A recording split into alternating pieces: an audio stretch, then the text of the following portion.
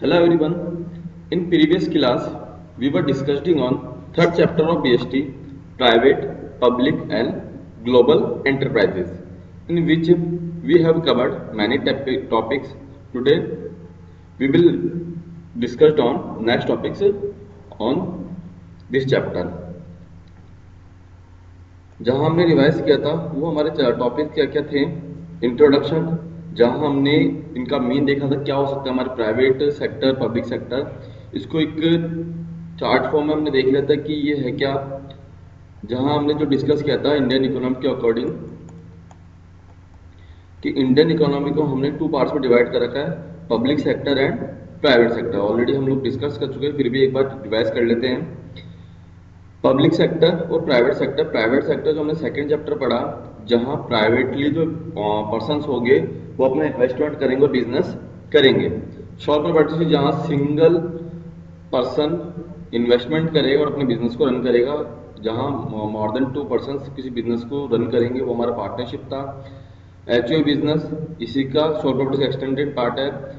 जो सोल और प्रोप्राइटर होगा, जैसे ही उसका बिजनेस एक्सटेंड होगा, फैमिली बिजनेस बनेगा, वो हमारा क्या हो जाएगा, एच यू बिजनेस या जे एच एफ बिजनेस, जो इन द फैमिली बिजनेस। आगे दे अपने कोऑपरेटिव सोसाइटी, जो एक पुअर सेक्शन होता है, बैकवर्ड सेक्शन होता है सोसाइटी का, एक जो ग्रुप बनाता है और आगे एक बोलते हैं म्यूचुअल हेल्प के थ्रू वर्किंग करते हैं, वो हमारे कोऑपरेटिव सोसाइटीज थे। नेक्स्ट हमने देखा था कंपनीज, जहां हमारे को मेजर लेवल पे वर्क करना था, हमने कंपनी से स्टार्ट की थी, उसको भी टू पार्ट्स में डिवाइड किया था, पब्लिक एंड प्राइवेटली। जहां हम पब्लिक से मनी रेज कर सकते हैं, वो हमारी पब्लिक कंपनी थी। प्राइवेटली हमारा खुद का इन्वेस्टमेंट करके चलना है, ये हमने कंपनीज कवर की थी। उसके अलावा मल्टीनेशनल कॉर्पोरेशन, अगर यही बिजनेस इंटरनेशनल डील करते हैं, इंटरनेशनल लेवल पे वर्क करते हैं, मोर देन 2 कंट्रीज में वर्क करते हैं, तो हमने उसको बोला था मल्टीनेशनल कॉर्पोरेशंस। ये हमारा प्राइवेट सेक्टर्स था, जहां एक इंडिविजुअल पर्सन या प्राइवेट पर्सन इन्वेस्टमेंट करके अपना बिजनेस कर सकता है।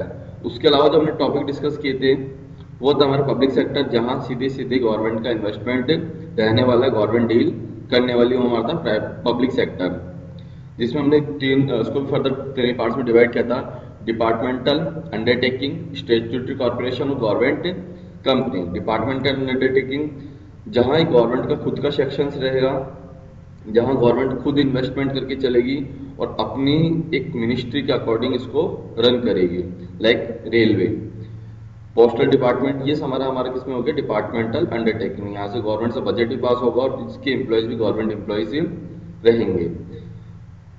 यहाँ गवर्नमेंट का टोटल इंटरफेयर रहेगा। नेक्स्ट हमने बोला था स्टैट्यूटरी कॉर्पोरेशन, ये एक पार्लियामेंट की स्पेशल एक्ट के अकॉर्डिंग एक कॉर्पोरेशन बनेगा। ये हम बोल सकते हैं कि सेमी गवर्नमेंट बोल सकते हैं कि गवर्नमेंट का ही डिपार्टमेंट है, गवर्नमेंट का ही कॉर्पोरेशन है, बट यहाँ पर वर्किंग प्राइवेटली और पब्लिक, ये दोनों तरह के पीपल्स करेंगे। लाइक हमारा सी इंस्टीट्यूट, LIC, ये सब हमारा स्टैट्यूटरी कॉर्पोरेशन में कवर्ड हो गया। नेक्स्ट हम जो डिस्कस कर रहे थे वो था हमारा गवर्नमेंट कंपनी। जो ये हम कंपनीज पढ़ के आ रहे हैं यहाँ पर, इस कंपनी में अगर गवर्नमेंट का इन्वेस्टमेंट होता है, वो भी कितना, more than 51%, not 50%, more than 51% share held by government, whether state government और सेंट्रल गवर्नमेंट, उसको हमने बोला था government companies. Government company free hand है वर्किंग के लिए, बट यहाँ पर इन्वेस्टमेंट पर्पज से कौन इन्वेस्टमेंट करके चला, हमारी गवर्नमेंट कंपनी। कुछ इस केसेस में इनका इंटरफेयर रहेगा, अदरवाइज टोटली वर्किंग है गवर्नमेंट कंपनी में, हमारे प्राइवेटली वर्क होगा। कुछ एक एम्प्लॉयज इसमें ये बोल सकते हैं हम लोग गवर्नमेंट की तरफ से एम्प्लॉयड होंगे, अदरवाइज टोटली वर्किंग प्राइवेटली ये वर्क करेंगे। ये हम लास्ट टॉपिक में वीडियोस में कवर कर चुके थे, जिसमें उसके मेरिट्स, डीमेरिट्स, ये सारा हमने कवर कर लिया था। आज जो हम टॉपिक डिस्कस करने वाले हैं वो हमारे गवर्नमेंट कंपनी के मीनिंग और फीचर्स हो गए थे, और अब जो हमारा चलेगा वो रहेगा उसके मेरिट्स और डीमेरिट्स या फिर लिमिटेशंस। सीधे मेरिट्स पे आते हैं गवर्नमेंट कंपनी के। गवर्नमेंट कंपनी का मेन हमने देख ही लिया था, जहां मोर देन 51% इन्वेस्टमेंट किसका है, गवर्नमेंट का। तो उसके क्या क्या बेनिफिट हमारे को मिल सकते हैं, सीधे थ्योरी पे आते हैं। Government companies enjoy several advantage which are as follow. Government company enjoy several advantages which are as follow. Government company can be established by fulfilling the requirement of Indian Companies Act. A separate act of the parliament is not allowed. यहाँ पर further कोई special act की requirement नहीं है, कोई further act की requirement नहीं है. जो अदर कंपनीज पे कंपनीज एक्ट के प्रोविजंस अप्लाई होते हैं वो सेम एज इट इज इस पर भी अप्लाई होंगे. तो ये अगर फर्दर रूल्स को पढ़ने की या फर्दर रेगुलेशंस में जाने की हमारे को रिक्वायरमेंट नहीं है. हमारे को सीधे सीधे कंपनीज एक्ट के प्रोविजंस ही यहाँ पर हमारे को डील करने हैं किसी गवर्नमेंट कंपनी पे. It is a separate legal entity. Company की मीनिंग हम देखा था. कंपनी क्या है? Company it is a separate legal entity from its member. तो ये अपने आप एक सेपरेट लीगल एंटिटी है अपार्ट फ्रॉम गवर्नमेंट. गवर्नमेंट की अंडरटेकिंग है, गवर्नमेंट का इन्वेस्टमेंट है, फिर भी अपने आप में क्या है? गवर्नमेंट सेपरेट लीगल एंटिटी है. कोई भी गवर्नमेंट कंपनी को हम लोग क्या बोल सकते हैं? एक सेपरेट लीगल एंटिटी. वो गवर्नमेंट के नाम से ना जानकर अपने खुद के नाम से कॉल्ड होगी. It enjoy autonomy in all managerial decision. Government का इन्वेस्टमेंट है लेकिन जो भी मैनेजरल डिसीजंस है या फिर जो भी एक्शंस ले ले वो वहाँ के जो अपॉइंटेड पर्सन्स है या फिर प्राइवेट पर्सन्स है उनको मैनेजरल डिसीजंस लेने उनको वर्किंग करनी है. तो वो फ्री हैंड है and takes action according to business prudence. जैसी बिजनेस की कंडीशन आएगी, जैसे वहाँ पर जो भी प्रॉब्लम आने वाली है उस अकॉर्डिंग वो क्या है वहाँ पर अपना एक्शन ले सकते हैं. यहाँ पे ये रिक्वायरमेंट नहीं बार बार से गवर्नमेंट से पूछना पड़ेगा कि हमारे को ये डिसीजन लेना चाहिए या नहीं लेना चाहिए. तो यहाँ पर ये क्या है? फ्री है. Next, this companies by providing goods and services at reasonable price. अगर लगता है हमारे को कई बार चांसेस रहते हैं कि गवर्नमेंट कंपनी है तो प्राइजेस जो भी इनकी गुड्स और सर्विसेज की हाई होगी. एज सच कंपल्सरी नहीं, ये अपने अकॉर्डिंग प्राइजेस सेट कर सकते हैं. Are able to control the market and curb unhealthy business practices. कई बार लगता है हमारे को अनहेल्दी बिजनेस प्रैक्टिसेस चल रही है, हमारे कॉम्पिटिटर मिसयूज कर रहा है. तो उस केसेस में हम हमारे पास पावर रह सकती है कि हम गवर्नमेंट की ही कंपनी है तो कोई ना कोई डील करवा सके. तो यहाँ पर हम अपने अकॉर्डिंग प्राइजेस सेट कर सकते हैं. जैसा हमारे को रीजनेबल लगेगा वैसे हम लोग वर्किंग करेंगे. तो मेरिट्स क्या हो गई हमारी कि यहाँ पे कंपनीज एक्ट के अकॉर्डिंग वर्क करना, हमारे सेपरेटली कोई रिक्वायरमेंट नहीं है. यहाँ पे फुल ऑटोनॉमी, इनके पास फुल पावर है और अपने नाम से वर्किंग कर सकते हैं. ये इनको मेरिट्स मिलने वाले, बेनिफिट मिलने वाले हैं कि एक गवर्नमेंट कंपनी होने के बाद में इनको कुछ एक बेनिफिट मिलेंगे. बेनिफिट के साथ साथ हमारे कुछ एक लिमिटेशंस भी हो सकती है कि ठीक है कि गवर्नमेंट अंडरटेकिंग है, गवर्नमेंट का फुल इंटरफेयर है, लेकिन फिर भी क्या उसको लिमिटेशंस या फिर क्या लॉसेस हो सकते हैं despite the autonomy given to this company. हालांकि उनके पास पावर है, ऑटोनॉमी है, दे हैव सर्टेन डिसएडवांटेज. उनके पास कुछ एक लॉसेस भी रहेंगे. क्या क्या हो सकते हैं? Since the government is the only share holder. 51% share holding किसकी है? गवर्नमेंट की. देखा जाए तो मेजॉरिटी शेयर होल्डिंग है तो मैनेजरल डिसीजन भी अल्टीमेटली गवर्नमेंट के हाथ में हो सकता है. Only share holder in the sum of the companies. The provision of companies act don't have much relevance. कि गवर्नमेंट की अंडरटेकिंग है लेकिन फिर भी कहीं ना कहीं जो कंपनीज एक्ट के प्रोविजंस है वो रेलिवेंस नहीं रखते क्योंकि गवर्नमेंट का इंटरफेयर होगा. क्योंकि कंपनीज एक्ट को रन करने वाली भी कौन है? हमारी गवर्नमेंट. तो कंपनीज एक्ट के प्रोविजंस अप्लाई तो है बट कुछ केसेस में गवर्नमेंट कितना इंटरफेयर हो जाता है कि उन प्रोविजंस की कोई वैल्यू नहीं रह जाती. Next is it evades constitutional responsibility. Evade मतलब यहाँ सीधे सीधे हो गया हमारा कैंसिल करना. जब बचती है उनसे सेव रहती है जो कॉन्स्टिट्यूशनल रेस्पॉन्सिबिलिटी, जो एक हमारी रेस्पॉन्सिबिलिटी होती है कि हमारे को ये काम करना है या फिर ये काम नहीं करना, उससे सेव रहती है. Which a company financed by the government should have, it is not answerable directly to the parliament. जो डिपार्टमेंट अंडरटेकिंग अगर कोई मिस्टेक होती है तो वो पार्लियामेंट के लिए सीधे सीधे रेस्पॉन्सिबल है. बट गवर्नमेंट कंपनी प्राइवेटली भी वर्क कर रही है और गवर्नमेंट का इंटरफेयर भी है. इस केसेस में जो बहुत सारी कॉन्स्टिट्यूशनल रेस्पॉन्सिबिलिटी है उससे वो सेफ हो जाती है, उनको उससे डील करने की रिक्वायरमेंट नहीं हो सकती. तो ये सबसे बड़ा उसका लॉस हो सकता है.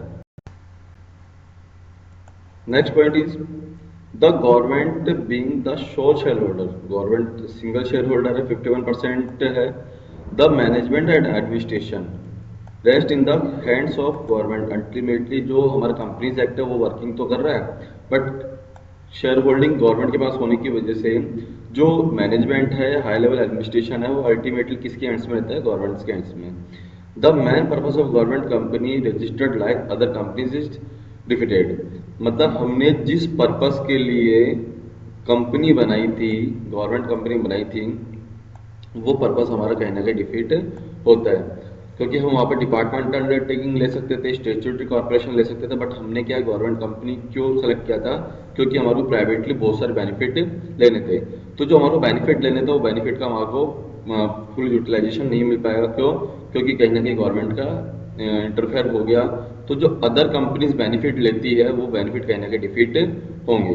तो इस तरह से हमारे टॉपिक कवर्ड हुआ, जहां हमने स्टार्टिंग की थी डिपार्टमेंटल के जो गवर्नमेंट के कंट्रोल में रहेगा, ओवरऑल जो एक मिनिस्टर के हैंड्स में रहेगा। सेकंड था हमारा स्टेचुटरी कॉर्पोरेशन, जहां एक स्पेशल एक्ट पार्लियामेंट का पास होगा, उस अकॉर्डिंग हम वर्किंग करेंगे। लास्ट इज गवर्नमेंट कंपनी, एक सिंपल कंपनी की फॉर्म में बनेगा, बट यहाँ पर इन्वेस्टमेंट किसका रहेगा? गवर्नमेंट इन्वेस्टमेंट के साथ साथ उस पर कंट्रोल भी किसका रहेगा? गवर्नमेंट का। मैरिड से डीमेरिड से फिर भी हमारे को प्रॉपर वे में वर्किंग गवर्नमेंट कंपनी करती है। Next is change role of public sector. ठीक है, जो हमने गवर्नमेंट कंपनीज पढ़ी वो, या फिर जो गवर्नमेंट अंडरटेकिंग्स पढ़ी हमने, उसको कहीं ना कहीं इस पर्पज से बनाया गया था कि बेसिक इंफ्रास्ट्रक्चर वगैरह हमारा डेवलप हो। जब 1947 की बात करें, जब यहाँ से ब्रिटिश गवर्नमेंट गई थी, हमारे पास इंफ्रास्ट्रक्चर के नाम पे कुछ भी नहीं था।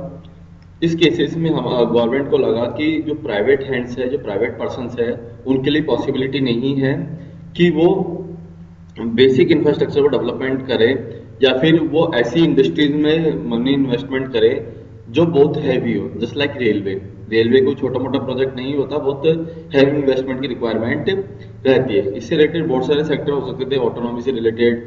तो उस केसेस में गवर्नमेंट ने अपने हैंड्स में उन सब चीजों को लिया जहां पर हैवी इन्वेस्टमेंट की रिक्वायरमेंट थी, और कुछ एक सेक्टर्स में प्राइवेट हैंड्स को अलाउ कर दिया जहां पर वो डील कर सकते हैं। जो हैवी इंडस्ट्री थी, बेसिक इंफ्रास्ट्रक्चर का गवर्नमेंट खुद के हाथ में लिया, जो कंज्यूमर प्रोडक्ट थे उसके लिए फ्री हैंड्स कर दिया। वहां भी थोड़ी सी ये थी कि 1947 के अकॉर्डिंग बात करें तो वो लिमिटेड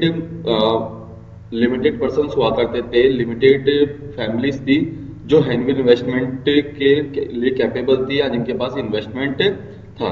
तो यहाँ पर एक जो नेक्स्ट टॉपिक हमारा changing role of public sector. 1947 में तो उन्होंने गवर्नमेंट ने अच्छा खासा इन्वेस्टमेंट किया, बट धीरे धीरे क्या है, जैसे 1991 आया, जैसे न्यू पॉलिसीज आई, वहां गवर्नमेंट ने खुद का पार्टीशन सेल करके प्राइवेट सेक्टर्स को प्रमोट करना स्टार्ट कर दिया। हमने देखा कि गवर्नमेंट कंपनीज है, गवर्नमेंट अंडरटेकिंग्स है, फिर भी कहीं ना कहीं प्रॉब्लम्स आ रही थी। क्यों? क्योंकि उनको प्राइवेटली डील करना था, प्राइवेटली जो भी कॉम्पिटिटर उनसे डील करना था। तो इसलिए क्या है, गवर्नमेंट को लगा कि अब हमारा पार्टीशन कम करके प्राइवेट सेक्टर को प्रमोट करना चाहिए। तो ये जो नेक्स्ट टॉपिक है हमारा, changing role of public sector. तो यहाँ पब्लिक सेक्टर का रोल चेंज करे, इट मीन्स हम क्या है, पब्लिक सेक्टर को कहाँ प्रमोट कर रहे हैं हम लोग, अब प्राइवेट सेक्टर, धीरे धीरे प्राइवेट सेक्टर को यहाँ लाएंगे। थ्योरी पे आते हैं। At the time of independence के time, it was expected that the public sector enterprise would play an important role in the achieving certain objective of that the economy, either by direct participation in the business or by acting it as a catalyst। मतलब 1947 में ये देखा गया कि private sector promote कुछ नहीं कर पाएगा क्योंकि इतना कैपेबल नहीं था। तो सीधे अल्टीमेटली क्या है, पब्लिक सेक्टर को प्रमोट किया गया, जैसे डायरेक्ट पार्टिसिपेशन करे या catalyst like back benchers working करे। वो कुल मिला के यहाँ पर्पस क्या था, बेसिक इंफ्रास्ट्रक्चर डेवलप करना। The public sector would build up infrastructure for other sectors of the economy and invest की एरिया। जैसे मैंने बोला कि हमारे को ट्रांसपोर्टेशन के लिए रेलवे की रिक्वायरमेंट रहेगी या फिर रोड्स वगैरह की रिक्वायरमेंट रहेगी, तो उसके लिए प्राइवेट सेक्टर्स आगे नहीं आएगा। तो इसलिए गवर्नमेंट ने इन सब पर्पस को हाथ में लिया बिल्डअप करने के लिए, बेसिक इंफ्रास्ट्रक्चर के लिए, जिससे अदर सेक्टर्स को, जो इकोनॉमी के अदर सेक्टर्स है प्राइवेट हैंड से, उनको सपोर्ट मिल सके, और की एरियाज में उन्होंने इन्वेस्ट करना स्टार्ट किया। The private sectors was unwilling to invest the project which require heavy investment. वहाँ पर जो प्राइवेट हैंड्स है वो लिमिटेड थे, वो हैवी इन्वेस्टमेंट के लिए रेडी नहीं थे, क्योंकि 1947 की सिचुएशन ही ऐसी थी। लिमिटेड पर्सन थे और वो क्या है उस हैवी प्रोजेक्ट्स में इन्वेस्टमेंट नहीं चाहते थे। And had long gestation period, उनको लंबे टाइम तक वर्क भी नहीं करना था। The government the then took it upon itself, government ने खुद के हैंड्स में लिया टू डेवलप इंफ्रास्ट्रक्चर फैसिलिटी। इसलिए गवर्नमेंट ने जो इंफ्रास्ट्रक्चर फैसिलिटी थी, बेसिक इंफ्रास्ट्रक्चर था, उसका डेवलपमेंट का खुद के हैंड्स में लिया। And provide goods and services essential for the economy, जो एसेंशियल था वो गवर्नमेंट ने खुद के हैंड्स में रख लिया। जस्ट लाइक रेलवे, रेलवे था, ये तो अभी भी हैंड्स में, बाकी बहुत सारे ऐसी थिंग्स थी जो गवर्नमेंट खुद के हाथ में लिया था। जस्ट लाइक हमारा एलपीजी वगैरह हो सकता है, ये सारे उस टाइम गवर्नमेंट ने खुद के हैंड्स में रखा। The Indian economy is in stage of transition, मतलब वहाँ पर हमारी 1947 के अकॉर्डिंग चल रहे हैं। इंडियन इकोनॉमी इतनी कैपेबल नहीं थी कि वो कुछ हेवी इन्वेस्टमेंट कर सके, क्या बड़े लेवल पे वर्क कर सके। तो यहाँ पर क्या है, हमारी ट्रांजिशन स्टेज पे थी, डेवलपिंग स्टेज पे थी। द 5 ईयर्स प्लान्स, गवर्नमेंट ने जो डिसाइड किया वो किस बेसिस पे किया, 5 ईयर्स प्लान्स का। जो हमारा डेवलपमेंट करना है वो 5 ईयर प्लान्स के बेसिस पे करेंगे कि फर्स्ट 5 ईयर प्लान्स में क्या करना है, सेकंड 5 ईयर प्लान्स में क्या करना है, देन स्टेज बाय स्टेज किया हमने। The initial 5 year plans, the initial stage of development gave lot of importance.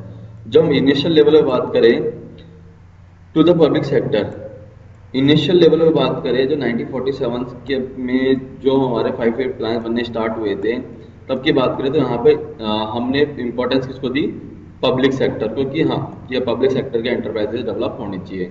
In the post 1990s the new economic policy, यहाँ तो हमने 1947 में तो किसको प्रमोट किया, पब्लिक सेक्टर को, बट 1990 सिचुएशन चेंज हो चुकी थी, क्योंकि टाइम पीरियड भी बहुत लॉन्ग हो चुका था। उस केसेस में हमने जो इम्पोर्टेंस दी किसको दी, न्यू इकोनॉमिक पॉलिसी, जो पॉलिसी आई थी emphasis on liberalisation, privatisation and globalisation, जिसको हमने बोला था एलपीजी, लिबरलाइजेशन, प्राइवेटाइजेशन, ग्लोबलाइजेशन। यहाँ एलपीजी का मीन हमारा लिक्विड पेट्रोलियम गैस नहीं है, यहाँ पर मतलब है liberalisation, privatisation and globalisation. Liberalisation का मीन ये था कि जो भी प्राइवेट सेक्टर्स है उनको थोड़ा प्रमोट करने के लिए, बिजनेस के प्रमोट करने के लिए फ्री हैंड कर दिया कि आपको गवर्नमेंट की बाउंडेशन से नहीं रखनी, आप अपने फ्री हैंड वर्किंग कर सकते हैं। यहाँ हमने लिबरल हुए, जितनी फॉर्मेलिटीज थी गवर्नमेंट की, लाइसेंस वगैरह, उनको मिनिमाइज किया और प्राइवेट सेक्टर को प्रमोट किया, आप फ्री हैंड बिजनेस कीजिए। देन एलपीजी के लिबरलाइजेशन होता है प्राइवेटाइजेशन, जो गवर्नमेंट की खुद की अंडरटेकिंग थी, जहाँ मोर देन 51% होल्डिंग थी, या कोई डिपार्टमेंट्स बने हुए थे, या फिर स्टेचुटरी कॉर्पोरेशन था, वो सब गवर्नमेंट किसके हैंड्स में देना स्टार्ट कर दिया, प्राइवेट सेक्टर्स में, जिसको हम हमने बोला था डिसइन्वेस्टमेंट। तो डिसइन्वेस्टमेंट से क्या है, ऑटोमेटिकली प्राइवेट सेक्टर्स आएंगे तो वर्किंग भी प्रॉपर हो पाएगी। लेफ्ट द ग्लोबलाइजेशन, हमने अब लोकल लेवल पे बहुत वर्क कर लिया, 1947 की सिचुएशन अलग थी, अब हमारे को क्या है इंटरनेशनल लेवल पे भी वर्क करना है। हमारे को अपने केवल इंडियन बिजनेस नहीं करने, हमारे को other sector, other foreign countries में भी जाकर बिजनेस करना है। ये था क्या हमारा ग्लोबलाइजेशन। जैसे ग्लोबलाइजेशन कंप्लीट हुआ, अब आगे हम बात करते हैं, ये हमारी पॉलिसी थी कि 1947 की सिचुएशन अलग थी, अब हमारी सिचुएशन अलग है, तो हमारे को अब एलपीजी के अकॉर्डिंग चलना पड़ेगा, लिबरलाइजेशन, प्राइवेटाइजेशन, ग्लोबलाइजेशन। ये 5 ईयर्स प्लान पे सारा डिसाइडेड था, जहां हमने स्टार्टिंग की थी पब्लिक सेक्टर को प्रमोट करने से लेकर हमारे एलपीजी तक। The role of public sector was redefined, जो उस टाइम हमने 1947 सिचुएशन क्या थी, पब्लिक सेक्टर पूरा बेसिक इंफ्रास्ट्रक्चर डेवलप करेगा, बट अब हम 1990s में क्या कर दिया, जो पब्लिक सेक्टर का रोल था उसको रीडिफाइन किया कि अब क्या उसकी वर्किंग रहने वाली है। It was not suppose to play a passive role but to activity participate and compete in market with others. पहले हम लोग तो बेसिक इंफ्रास्ट्रक्चर की बात कर रहे थे, अब हमारा पर्पस क्या करता है कि जो अदर प्राइवेट सेक्टर्स है या अदर पर्सन है उनके साथ भी हमारे को डील करना है, उनसे कंपटीशन करना है, private sector companies in the same industry. अब यहाँ पर इंफ्रास्ट्रक्चर डेवलपमेंट के तो था स्टार्टिंग में, अब हमारा क्या है, कंपनी को हमारी जो पब्लिक सेक्टर की कंपनीज है या पब्लिक सेक्टर्स है उनको प्राइवेट सेक्टर के साथ कॉम्पीट करना था। इस लेवल पे हमारे को अपना डेवलपमेंट करके चलना था। They were also help in accountable for losses and return on investment. Government sector में होता है कि अगर कोई थिंग लॉस में जा रही, कोई बिजनेस लॉस में जा रहा है, तो वो इतना हेडक नहीं लेते थे, क्योंकि जो भी भरपाई होगी गवर्नमेंट ट्रेजरी से होगी। बट उनको क्या बोल दिया कि आप अकाउंटेबल होंगे लॉसेस के लिए, और जो इन्वेस्टमेंट लगा है वो भी आपको वापस देनी पड़ेगी। कुल मिला के आपको प्रॉपर वर्किंग करनी पड़ेगी, प्रॉफिट में अपने बिजनेस को लाना ही पड़ेगा। यहाँ अकाउंटेबल कर दिया तो ऑटोमेटिकली वर्किंग प्रॉपर होगी। If a public sector was making losses continuously, अगर कोई पब्लिक सेक्टर का बिजनेस या एंटरप्राइजेस कंटिन्यूस बेसिस पर लॉसेस कर रही है, it was refer to the board for institutional financial reconstruction. एक कोई बिजनेस कंटिन्यू लॉस में जा रहा है तो उसके लिए क्या कर दिया, एक गवर्नमेंट ने अलग से बोर्ड बनाया, इंडस्ट्रियल एंड फाइनेंशियल रिकंस्ट्रक्शन, जो उस इंडस्ट्री को, उस बिजनेस को सपोर्ट करेगी और रिकंस्ट्रक्ट करेगी, मतलब प्रॉपर वे में चालू करके वापस उस जिनके हैंड्स में तो उनको देगी। लेकिन कब तक नहीं देगी, जब तक वो प्रॉपरली वर्किंग में नहीं आ जाए, मतलब स्ट्रिक्टली उसको सपोर्ट करेंगे, स्ट्रिक्टली वापस रिबिल्ड करेंगे। फॉर कंप्लीट ओवर हॉलिंग और शट डाउन, यहाँ पर ऑप्शन रहेगा BIFR के बाद, या तो हम उस बिजनेस को ओवरहॉल कर ले, कंप्लीटली रन कर ले, अदरवाइज हमारे क्या करना पड़ेगा, शट डाउन करना पड़ेगा। तो यहाँ पर देखा जाए हमने अकाउंटेबिलिटी दे दी, फिर भी कोई बिजनेस लॉस में जा रहा तो BIFR को रेफर कर दिया, जो या तो उसको कंटिन्यू करेगा या फिर शट डाउन कर देगा। वेरियस कमिटीज और सेटअप, इसके साथ ही क्या किया, बहुत सारी कमिटीज बनाएगी, were set up to study the working in inefficient public sector units were report on the how to improve their managerial efficiency profitability। कुछ एक कमेटी बनाई गई जो ये थिंग देख के चलेगी कि कैसे उस गवर्नमेंट अंडरटेकिंग को मैनेजर एफिशिएंसी को प्रमोट करे या प्रॉफिटेबिलिटी को इम्प्रूव करे। तो यहाँ पर दो तीन चीजें देखी हमने, क्या कि एक तो अकाउंटेबल कर दिया, BIFI को रेफर कर दिया, उसके बाद हम क्या है, कमेटी बना के चल रहे हैं जो कैसे मैनेजर एफिशिएंसी को प्रमोट करे, उस पर वर्किंग करेगी। The role of public sector is redefined, not what was in the early 60s और 70s। 1960s की बात करें, 70s की बात करें, तो उनकी वर्किंग अलग थी, उनको केवल बेसिक सिस्टम डेवलप करना था। बट उनकी अब वर्किंग क्या हुई, सेपरेट होकर डिफर होगी, जहां पर उनका मेन कॉन्सेंट्रेशन क्या होगा कि प्राइवेट सेक्टर के साथ हमारे को क्या करना है, कॉम्पीट करना है। या तो आप कॉम्पीट कर लो, अदरवाइज आपको क्या है, शट डाउन कर दिया जाएगा। तो ये बोलते ना, changing role of public sector क्या था कि 1947 टू 1960 या फिर 70, यहाँ पर हम लोग क्या करके चल रहे थे, ओनली डेवलपमेंट की बात ही कर रहे थे, क्योंकि एक गवर्नमेंट कंपनी होगी या फिर गवर्नमेंट अंडरटेकिंग्स होगी, जिसको हम PSUs बोलेंगे, पब्लिक सेक्टर अंडरटेकिंग या यूनिट्स। पब्लिक सेक्टर यूनिट्स का काम क्या होता था, केवल कि आपको बेसिक इंफ्रास्ट्रक्चर डेवलप करना है, बेसिक जो नीड्स है या जो हैवी इंडस्ट्रीज है उनको डेवलप करना है, रेलवे वगैरह, ऑटोनॉमी वगैरह, उस ऑटोमोबाइल्स वगैरह। बट यहाँ तक तो 1970 तक ठीक था कि आपको डेवलपमेंट करना है, बट अब टाइम क्या है, चेंज हो चुका था। अब हमारे को क्या है, प्राइवेट सेक्टर के साथ कॉम्पीट भी करना था, अदरवाइज क्या है, हमारी जो गवर्नमेंट कंपनी थी शट डाउन हो जाएगी, जो हम बेसिक इंफ्रास्ट्रक्चर लेके चल रहे हैं, बेसिक पर्पस लेके चल रहे हैं, वो पर्पस भी क्या है, एंड हो जाएगा। तो इस बेसिस पर हमने क्या कर दिया, इन लोगों को 1947-67 तक लगा था, उसके बाद जो 1991 में पॉलिसीज आई थी उस अकॉर्डिंग हमारी पूरी प्लानिंग चेंज हो गई। ठीक है, यहाँ पे जो 20 ईयर्स का गैप है उसमें भी ऐसी इस तरह से वर्किंग करते हैं, लेकिन यहाँ पे पूरा कंसेप्ट चेंज होगा, जहाँ पर गवर्नमेंट कंपनीज को गवर्नमेंट PSUs को अकाउंटेबल किया, अगर वर्किंग नहीं हो पा रही कंटिन्यूस लॉसेस में, BIFR को रेफर किया, BIFR अपना अकॉर्डिंग थिंकिंग रखिया तो उसको रिबिल्ड करे, अदरवाइज क्या कर दे, शट डाउन कर दे। उसके बाद भी हमने क्या किया, कमेटी बनाई जो पब्लिक सेक्टर्स को के अंडरटेकिंग्स को कि मैनेज एफिशिएंसी को प्रमोट करेगी और उसको प्रॉफिटेबल करेगी। इस तरह से हमने क्या है, change of role of public sector में कंसीडर किया। अब ये तो हमने बेसिक थिंग्स देखी कि ये काम किया, बट इसको अगर डीपली देखेंगे तो हमारी ये जो ज़्यादा डेवलपमेंट ऑफ इंफ्रास्ट्रक्चर कि गवर्नमेंट एक्चुअल में ऐसा क्या क्या वर्किंग की, तो ये वर्क्स जो है हम नेक्स्ट टॉपिक में कवर करने वाले हैं। आज के लिए थैंक यू।